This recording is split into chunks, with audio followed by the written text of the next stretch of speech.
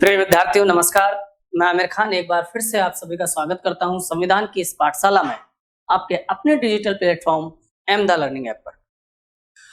प्रिय विद्यार्थियों, last lecture में हमने भाग 5 की स्टार्टिंग की थी, जिसमें हमने संघ सरकार को समझा था और मैंने आपको संघ सरकार और राज्य सरकार को थोड़ा सा पैरेलल करके समझाया था कि सरकारें जो हैं वो किस प्रकार से कार्य करती हैं, यह सरकारें जो हैं वो कितने भागों में विभक्त होती हैं। मैं एक बार फिर से रिपीट कर देते हैं, फिर हम अपने आगे की ओर बढ़ेंगे। देखिए, मैंने आपको बताया था कि सरकार चाहे केंद्र की हो और चाहे वो राज्य की हो, ये 3 हिस्सों में बटी रहती है। कितने हिस्सों में? 3 हिस्सों में। पहला हिस्सा होता है सरकार का, उसे हम तो कहते हैं कार्यपाल का। दूसरा हिस्सा होता है विधायिका और तीसरा हिस्सा होता है न्यायपाल का। विधायिका या व्यवस्थापिका का कार्य होता है देश में, केंद्र में देश के लिए और राज्य में राज्य के लिए कानूनों का निर्माण करना।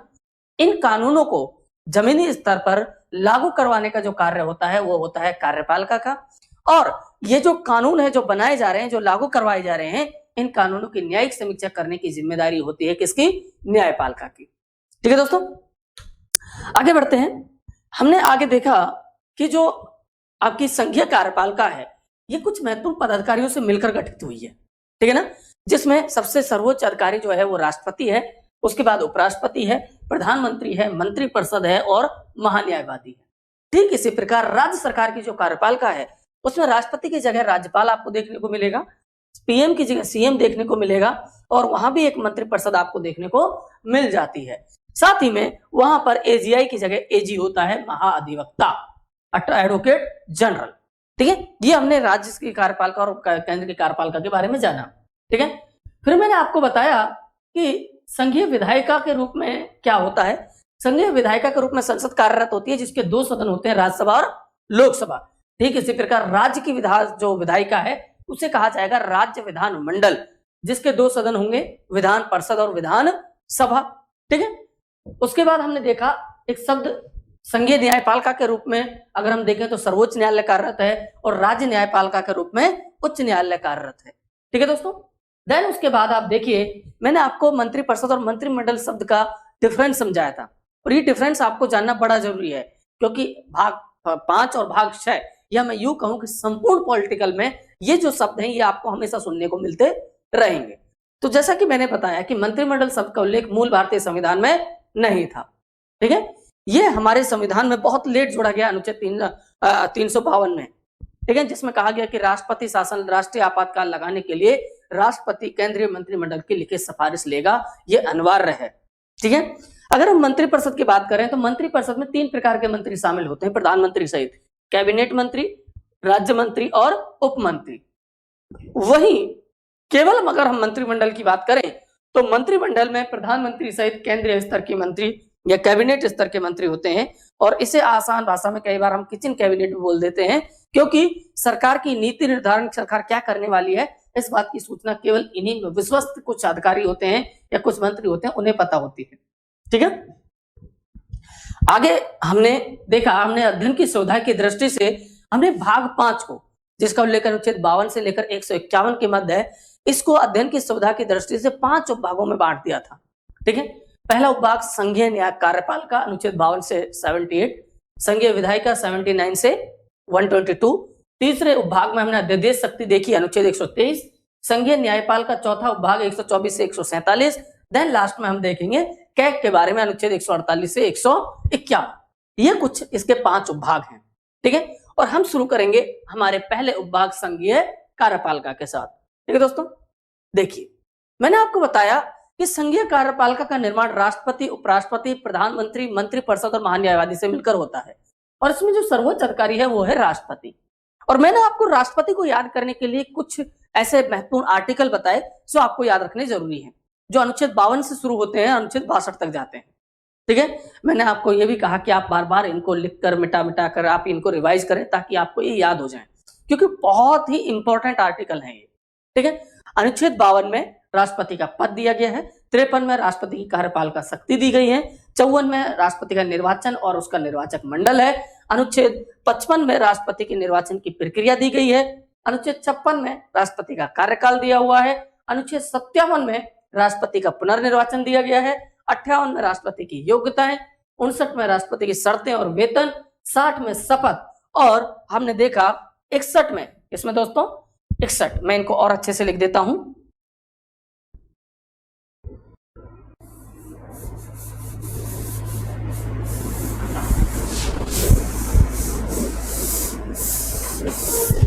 मैं इनको आगे करके लिख देता हूं, देखिएगा सही तरीके से। अनुच्छेद 61, अनुच्छेद 61 में राष्ट्रपति को उसके पद से हटाने के लिए एक प्रक्रिया का उल्लेख दिया गया है दोस्तों, जिसका नाम है महाभियोग। क्या नाम है दोस्तों? महाभियोग। ठीक है।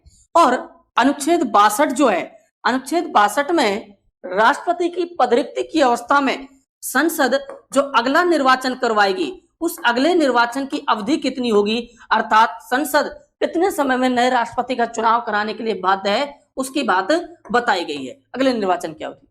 जब आप 62 तक याद रख लो तो उसके बाद आपको अनुच्छेद 71 और 72 ये दोनों अनुच्छेद इसमें पैरेलल रूप से याद रखने हैं। जैसे, ठीक है, मैं बात करता हूं अनुच्छेद 71 की। देखिए अनुच्छेद 71 जो है, इसमें राष्ट्रपति और उपराष्ट्रपति के निर्वाचन से संबंधित विवाद बताए गए हैं, निर्वाचन संबंधी विवाद। और कहा गया है कि राष्ट्रपति या उपराष्ट्रपति के निर्वाचन को लेकर यदि कोई विवाद उत्पन्न होता है तो ऐसी स्थिति में उस विवाद का निपटारा कौन करेगा और किसका निर्णय माना जाएगा। ठीक इसी तरीके से अनुच्छेद 72 है।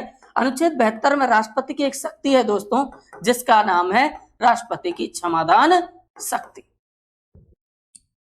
ठीक है दोस्तों, अनुच्छेद 52 से 62 तक एक बार मेरे साथ आप रिपीट कीजिएगा।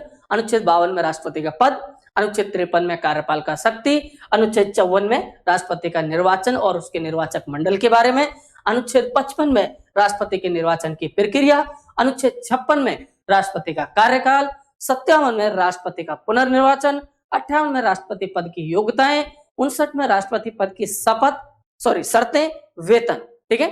60 में राष्ट्रपति पद की शपथ, 61 में राष्ट्रपति के ऊपर महाभियोग प्रक्रिया, 62 में अगले निर्वाचन की अवधि, अनुच्छेद 71 में निर्वाचन से संबंधित विवाद और अनुच्छेद 72 में राष्ट्रपति की क्षमादान शक्ति। आइए अब हम इनको डिटेल में जानते हैं कि क्या है, इन आर्टिकल्स के बीच में क्या लिखा हुआ है। ठीक है दोस्तों, आगे बढ़ते हैं। देखिए सबसे पहले हम बात करेंगे अनुच्छेद 52 की। अनुच्छेद 52, ठीक है। अनुच्छेद 52 में पद दिया गया है दोस्तों, किसका? राष्ट्रपति का पद। ठीक है। और क्या कहा गया है, देखिए आपको राष्ट्रपति पद के बारे में 3 चीजें याद रखनी है। सबसे पहले, भारतीय संविधान में राष्ट्रपति का पद कहां से प्रेरित है? अमेरिका के संविधान से प्रेरित। अमेरिका संविधान से प्रेरित है। ठीक है, यानी कि हमने हमारे संविधान में अमेरिका के संविधान से राष्ट्रपति के पद को लिया गया है। ठीक है, ठीक है। लेकिन यदि आपसे पूछा जाए कि भारतीय संविधान में राष्ट्रपति पद की संवैधानिक स्थिति कहां से प्रेरित है, राष्ट्रपति पद की संवैधानिक स्थिति, ठीक है, हमने पद जरूर वहां से लिया है, लेकिन अमेरिका के राष्ट्रपति की तरह भारतीय राष्ट्रपति की शक्तियां नहीं है। भारत के राष्ट्रपति की जो संवैधानिक स्थिति है वो ब्रिटिश संविधान से मिलती जुलती है, ब्रिटिश संविधान से प्रेरित है। यानी कि जिस तरीके से ब्रिटिश संविधान के अनुसार जो सर्वोच्च जो वहां का पद है वो राजा या रानी है, ठीक उसी प्रकार भारत में राष्ट्रपति है। जिस प्रकार ब्रिटिश संविधान में राष्ट्रपति जो है वहां का जो सर्वोच्च प्रमुख है राजा या रानी, वो नाम मात्र का प्रमुख है, उसकी सभी शक्तियों का उपयोग प्रधानमंत्री करता है। ठीक उसी प्रकार भारत में भी राष्ट्रपति नाम मात्र का प्रमुख है, उसकी समस्त शक्तियों का प्रयोग प्रधानमंत्री और उसकी मंत्रिपरिषद करती है। यह चीज आपको ध्यान रखनी है। ठीक है दोस्तों, अब देखिए भारत के राष्ट्रपति के संबंध में क्या क्या बातें हैं। राष्ट्रपति का पद,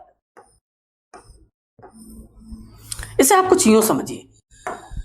देखिए भारत के राष्ट्रपति को आप देश का संवैधानिक प्रमुख भी कह सकते हैं। संवैधानिक प्रमुख यानी कि संविधान के अनुसार देश का सबसे बड़ा मुखिया कोई है, सर्वे सर्वा है, वो कौन है?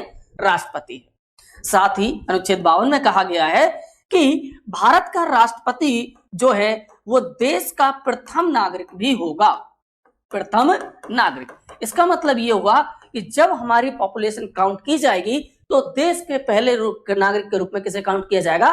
राष्ट्रपति को। लेकिन राज्य की अगर बात करें तो राज्य का प्रथम नागरिक होता है राज्यपाल। ठीक है, इस राष्ट्रपति को हम राष्ट्र अध्यक्ष भी कहकर संबोधित कर सकते हैं। क्या कह सकते हैं दोस्तों, राष्ट्र अध्यक्ष। ठीक है दोस्तों। और ये जो राष्ट्रपति है, ये राष्ट्रपति हमारी जो तीनों सेनाएं हैं, इन तीनों सेनाओं का सर्वोच्च सेनापति होता है। तीनों सेनाओं का सर्वोच्च सेनापति, सेनापति।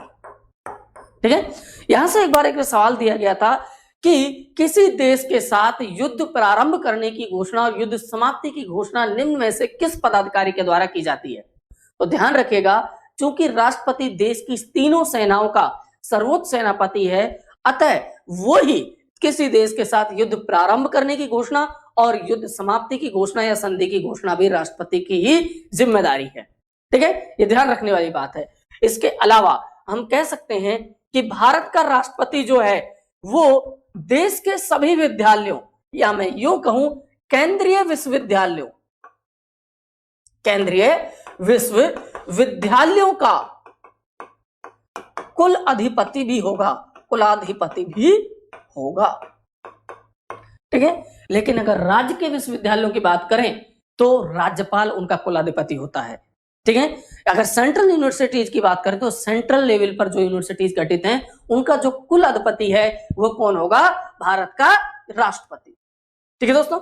इसके अलावा आप देख सकते हैं कि भारत का राष्ट्रपति जो है इसे हम कार्यपालिका प्रमुख भी कह सकते हैं। हालांकि अनुच्छेद 53 में स्पष्ट रूप से लिखा हुआ है, लेकिन यहां आपको मैं बता रहा हूं भारत का राष्ट्रपति कार्यपालिका प्रमुख भी होता है।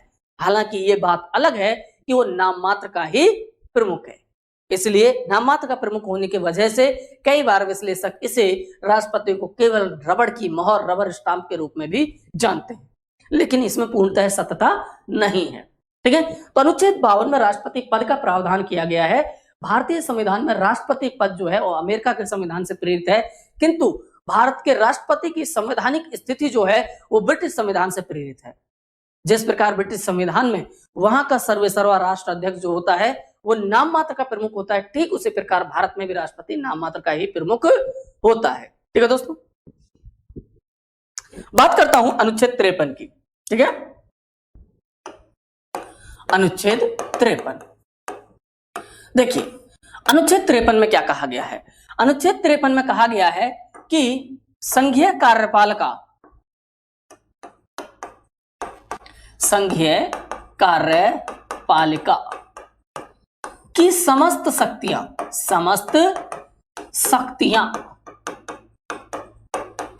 राष्ट्रपति में निहित होंगी। किसमें निहित होंगी दोस्तों, राष्ट्रपति में निहित होंगी, जिनका प्रयोग वह स्वयं अथवा अधीनस्थ अधिकारियों के माध्यम से करेगा, अधीनस्थ अधिकारियों के माध्यम से करेगा। ठीक है दोस्तों। यहां पर अनुच्छेद 53 में कहा गया है कि संघीय कार्यपालिका जो केंद्र सरकार की कार्यपालिका है उसकी समस्त शक्तियां राष्ट्रपति के हाथों में होंगी, उसी में निहित होंगी, लेकिन उनका प्रयोग वह स्वयं भी कर सकता है कई मामलों में, या फिर वो अपने अधीनस्थ अधिकारियों के माध्यम से भी ये कार्य कर सकता है। तो सवाल ये उठता है कि यहाँ अधीनस्थ अधिकारियों से तात्पर्य क्या है। तो ध्यान दीजिएगा, यहाँ अधीनस्थ अधिकारियों से तात्पर्य है प्रधानमंत्री और उसकी मंत्रिपरिषद से।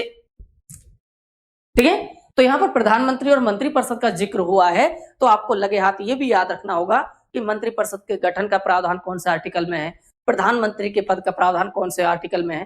ठीक है। तो देखिए, आपको यहां पर मैं याद दिलाना चाहूंगा कि भारतीय संविधान के अनुच्छेद 74 में, किसमें दोस्तों, 74 में, अनुच्छेद 74 में राष्ट्रपति की सलाह एवं सहायता हेतु, किस हेतु दोस्तों, सलाह एवं सहायता हेतु एक मंत्रिपरिषद का गठन किया गया है। यानी कि मंत्रिपरिषद के गठन का प्रावधान कौन से आर्टिकल में है, यह है आपका अनुच्छेद 74। और कहा गया है कि इस मंत्रिपरिषद का जो मुखिया होगा, मंत्रिपरिषद का जो मुखिया होगा वो कौन होगा दोस्तों, भारत का प्रधानमंत्री होगा। अनुच्छेद 74 कहता है कि राष्ट्रपति की सलाह एवं सहायता हेतु एक मंत्रिपरिषद का गठन किया जाएगा, जिसका मुखिया कौन होगा? प्रधानमंत्री होगा। ठीक है दोस्तों, इसके बाद अनुच्छेद 75 में कहा गया है कि राष्ट्रपति जो है, अब सवाल ये उठता है कि राष्ट्रपति जो है हमारा, वो प्रधानमंत्री किसे बनाएगा? ठीक है, और मंत्रिपरिषद में किसे जगह मिलेगी? क्या संसद में जाने वाले सभी सदस्यों को मंत्रिपरिषद में जगह मिल जाएगी या नहीं मिलेगी? तो ये भी आपको यहां पर पैरेलल रूप से याद रखना है। तो देखिए आगे कहा गया है कि भारत का राष्ट्रपति जो है, राष्ट्रपति लोकसभा में, किसमें दोस्तों? लोकसभा में बहुमत प्राप्त दल के नेता को, बहुमत प्राप्त दल के नेता को भारत का प्रधानमंत्री नियुक्त करेगा। और इस प्रधानमंत्री की सलाह पर, किसकी सलाह पर दोस्तों? प्रधानमंत्री की सलाह पर मंत्रिपरिषद के, किसके दोस्तों? मंत्रिपरिषद के अन्य मंत्रियों की नियुक्ति करेगा। ठीक है ना? तो आपको ध्यान रखना है कि राष्ट्रपति जो है, लोकसभा का चुनाव होने के पश्चात जिस राजनीतिक दल को लोकसभा में सर्वाधिक बहुमत मिला है, उस दल के नेता को भारत का प्रधानमंत्री नियुक्त करेगा। और प्रधानमंत्री की सिफारिश पर ही वह क्या करेगा? मंत्रिपरिषद के अन्य मंत्रियों की नियुक्ति करेगा। ठीक है, कई सारे एग्जाम्स में यहां से कई प्रकार के सवाल दिए गए हैं। मैं आपको कुछ यहां पर सवाल बता रहा हूं, आप जल्द से जल्द कमेंट बॉक्स में उनका आंसर दीजिएगा। ठीक है, जैसे मेरा पहला सवाल है, पहला सवाल यह है कि मंत्रिपरिषद के मंत्रियों के मध्य विभागों यानी कि डिपार्टमेंट्स, विभागों का बंटवारा करने का अधिकार प्राप्त है।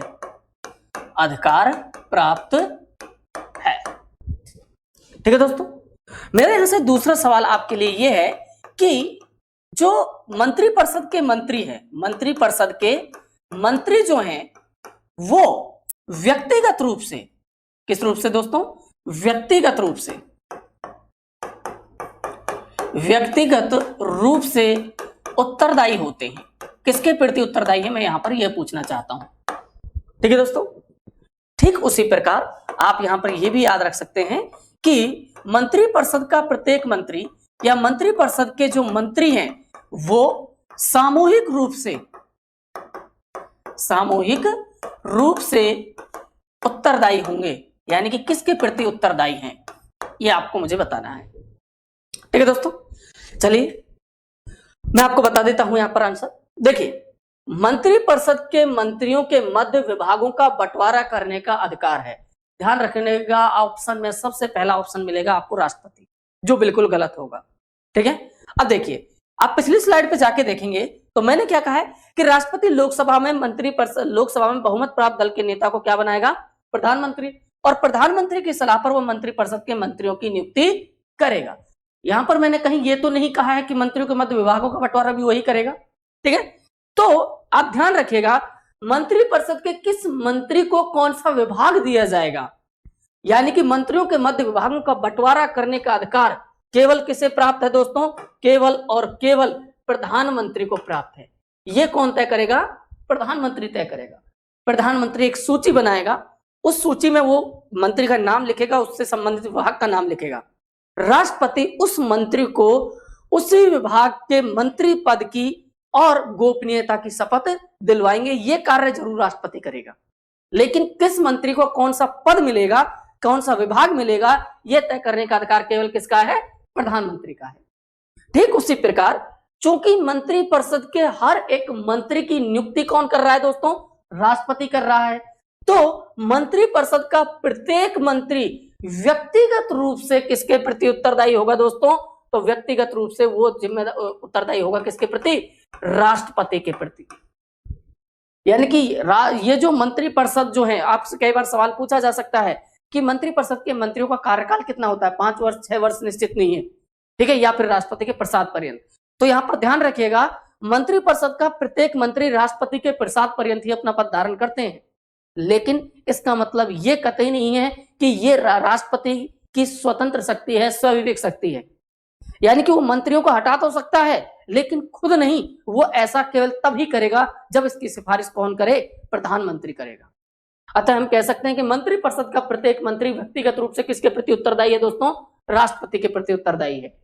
और मंत्रिपरिषद का प्रत्येक मंत्री सामूहिक रूप से, यानी कि पूरी मंत्रिपरिषद सामूहिक रूप से राष्ट्रपति के प्रति नहीं दोस्तों, लोकसभा के प्रति उत्तरदायी होती है। यानी कि ये लोग मंत्रिपरिषद में केवल तभी तक बने रहेंगे जब तक इन्हें लोकसभा में बहुमत प्राप्त है। यदि इन्हें लोकसभा में बहुमत प्राप्त नहीं है तो उसी दिन ये अपने मंत्रिपरिषद से बर्खास्त हो जाएंगे, यानी कि सरकार गिर जाएगी। इसलिए मंत्रिपरिषद के मंत्रियों के बारे में कहा जाता है कि ये एक साथ डूबते हैं और एक साथ ही तैरते हैं। ठीक है दोस्तों, आई होप आपको समझ आ रहा होगा। ठीक है, आगे बढ़ते हैं। अनुच्छेद 53 आपको समझ आया। अब मैं आगे बढ़ता हूं। अब हम बात करते हैं अनुच्छेद 54 की। किसकी दोस्तों? अनुच्छेद 54। अनुच्छेद 54 में राष्ट्रपति के निर्वाचन के संबंध में कुछ बातें बताई गई है। ठीक है, देखिए थोड़ा सा आप अपने माइंड को रिकॉल कीजिए और आप प्रस्तावना के टॉपिक की तरफ जाइए।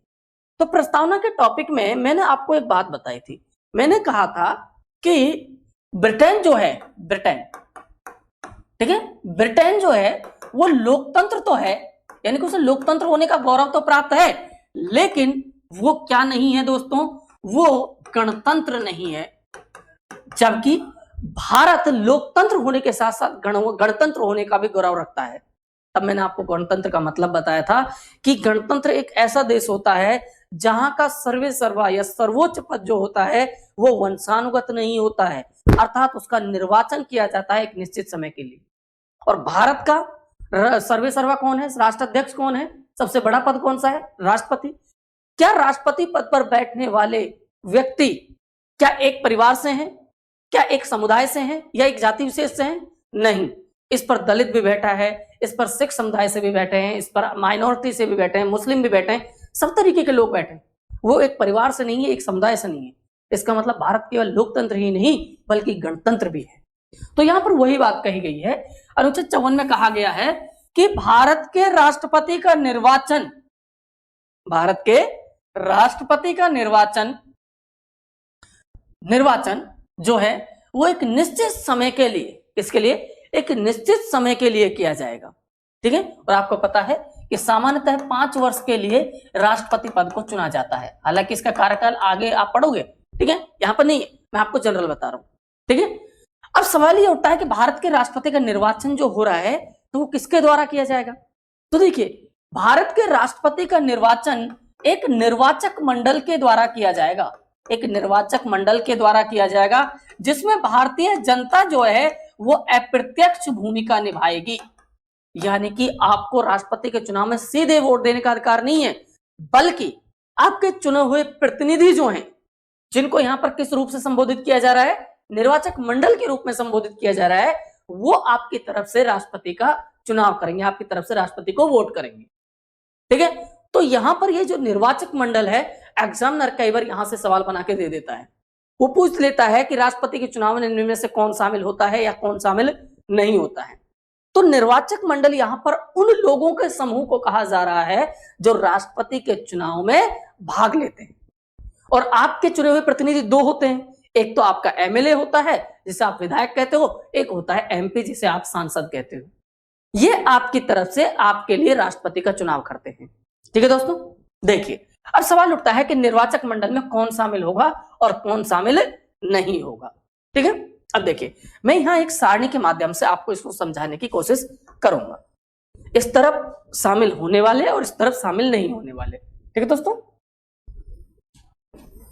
देखिए राष्ट्रपति के चुनाव में संसद के दोनों सदनों के केवल कैसे सदस्य भाग लेंगे दोस्तों? केवल निर्वाचित सदस्य भाग लेंगे। अर्थात संसद के जो मनोनीत सदस्य हैं, कैसे सदस्य दोस्तों? मनोनीत सदस्य जो हैं वो भाग नहीं लेंगे। अब सवाल ये उठता है कि मनोनीत सदस्य क्या मतलब है? देखिए, आप जब मैं आपको राष्ट्रपति की शक्तियां पढ़ाऊंगा आगे आने वाले लेक्चर्स में, तब आपको यहां पर कुछ मैं आपको आर्टिकल बताऊंगा। जैसे एक आर्टिकल मिलेगा आपको, आर्टिकल 83, ठीक है, जिसमें राष्ट्रपति को यह अधिकार है कि वो संसद के उच्च सदन अर्थात राज्यसभा में कला, साहित्य, विज्ञान और समाज सेवा, 4 क्षेत्र, इन 4 क्षेत्रों में ख्याति प्राप्त जो व्यक्ति हैं उनमें से 12 सदस्यों का मनोनयन करता है। यानी कि यहां पर संसद की राज्यसभा में 12 ऐसे लोग हैं जो संसद के सदस्य तो हैं, एमपी तो हैं, लेकिन वो चुनाव जीत के नहीं आए, बल्कि उनको सीधे राष्ट्रपति ने एमपी बना दिया है, सांसद बना दिया है, नॉमिनेट कर दिया है, मनोनीत कर दिया है। समझ रहे हो ना दोस्तों? ये वो 12 सदस्य हैं। लेकिन ये 12 सदस्यों के लिए कंडीशन ये है कि 4 क्षेत्रों में ख्याति प्राप्त होने चाहिए, उन्हीं को कर सकता है, हर किसी को नहीं। और इसमें भी केंद्रीय मंत्रिपरिषद की सिफारिश जरूरी है। ठीक है दोस्तों, 12 सदस्य। इसके अलावा आर्टिकल 331 में राष्ट्रपति को यह अधिकार है कि वह लोकसभा में 2 आंग्ल भारतीय एंग्लो इंडियंस का भी मनोनयन कर सकता है। हालांकि ये प्रावधान अब समाप्त हो गया है। जो आगे आने वाली लोकसभा के चुनाव होंगे उनमें सभी लोग निर्वाचित होंगे, अर्थात ये 2 लोग मनोनीत करने की जो व्यवस्था है ये समाप्त हो जाएगी।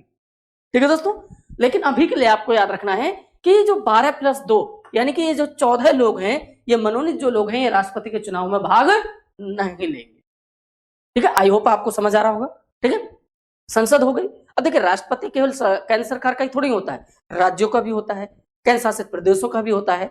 तो क्या राज्यों और केंद्र शासित प्रदेशों को राष्ट्रपति के चुनाव में भाग लेने की अनुमति होनी चाहिए या नहीं होनी चाहिए?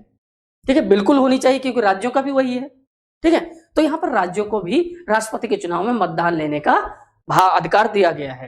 तो देखिए, राज्यों में संसद तो होती नहीं है, राज्यों में संसद के स्थान पर होता है राज्य विधानमंडल। राज्य विधानमंडल, जिस तरीके से संसद के 2 सदन हैं, उसी तरीके से विधानमंडल के भी 2 सदन होते हैं। एक होता है विधान परिषद और एक होता है विधान सभा। ठीक है, कुछ राज्य ऐसे हैं जैसे बिहार है, उत्तर प्रदेश है, महाराष्ट्र है, आंध्र प्रदेश है, तेलंगाना है, जम्मू कश्मीर है। ये कुछ ऐसे राज्य हैं दोस्तों जिन राज्यों में विधानसभा के साथ साथ विधान परिषद भी आपको देखने को मिल जाएगी। ठीक है, विधान परिषद में विधानसभा की कुल सीटों के 1/3 सदस्य होते हैं। ठीक है, लेकिन विधान परिषद में सभी सदस्य मनोनीत होते हैं। ठीक है, तो सवाल ये उठता है, क्या विधान परिषद के लोगों को भी क्योंकि अधिकतर में तो विधानसभा है, बहुत से राज्यों में विधान परिषद भी है, तो क्या विधान परिषद के लोगों को इसमें चुनाव में भाग लेने का मौका दिया जाएगा? तो ध्यान रखिएगा कि यहां पर आपको ध्यान रखना है कि राज्य विधानसभा के निम्न सदन अर्थात केवल विधानसभा के केवल निर्वाचित सदस्य, कैसे दोस्तों? केवल निर्वाचित सदस्य ही भाग ले सकते हैं। अर्थात क्या ध्यान रखना है? विधान परिषद के सभी नामांकित, यानी कि चाहे कैसे भी सदस्य हों, विधान परिषद के नामांकित सदस्य भाग नहीं लेंगे। अब सवाल ये उठता है, क्या विधानसभा में भी कोई मनोनीत सदस्य होता है? तो बिल्कुल होता है। तो ध्यान रखिएगा, आर्टिकल 333 में हमारे राज्यपालों को, किसको दोस्तों? राज्यपालों को यह अधिकार दिया गया है कि यदि वह उचित समझे तो राज्यों की विधानसभा में 1 आंग्ल भारतीय का मनोनयन कर सकते हैं। ठीक है दोस्तों, आई होप आपको समझ आ रहा होगा। ठीक है, तो भाग कौन लेंगे? राज्यों की तरफ से राज्य विधानसभाओं के केवल के सदस्य, निर्वाचित सदस्य, और राज्य विधानसभाओं का जो मनोनीत सदस्य यदि कोई है तो भाग नहीं लेगा।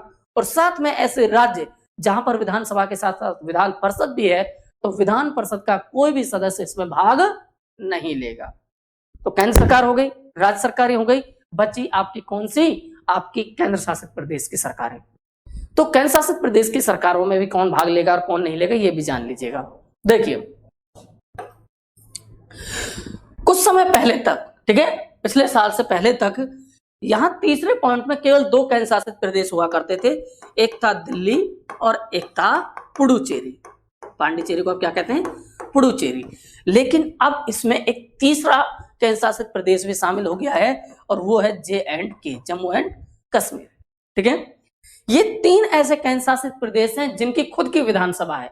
बाकी केंद्र शासित प्रदेशों में विधानसभा नहीं है, इसलिए उनको भाग लेने का अधिकार भी नहीं है।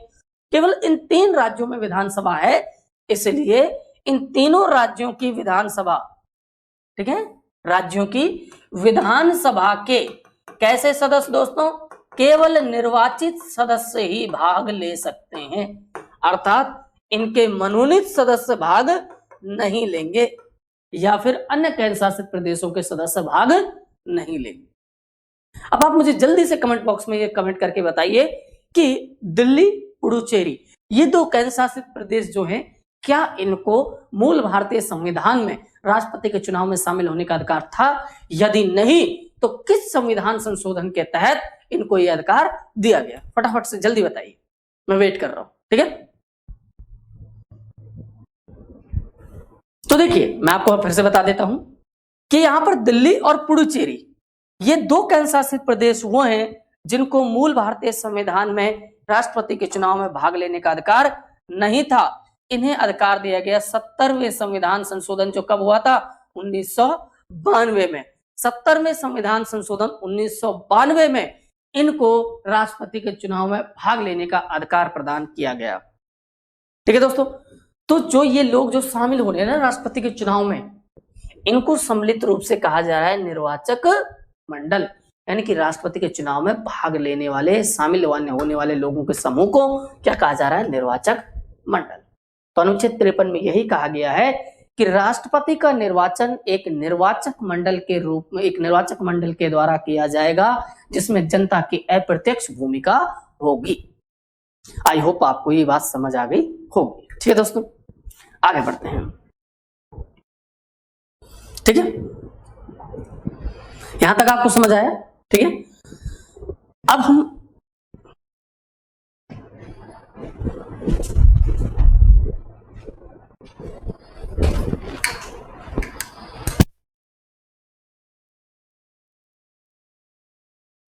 आवाज देख ले, ठीक है। आई होप आपको अनुच्छेद 54 तक सब कुछ अच्छे से समझ आ गया होगा। यदि फिर भी आपका कोई डाउट है इसको लेकर तो आप कमेंट बॉक्स में हमें लिख सकते हैं, जल्द ही आपकी समस्या का समाधान किया जाएगा। नेक्स्ट लेक्चर में हम ठीक इसी तरीके से जो बचे हुए शेष आर्टिकल हैं जो राष्ट्रपति से रिलेटेड हैं, उनको डिटेल में जानेंगे, डिटेल में उनके ऊपर चर्चा करेंगे।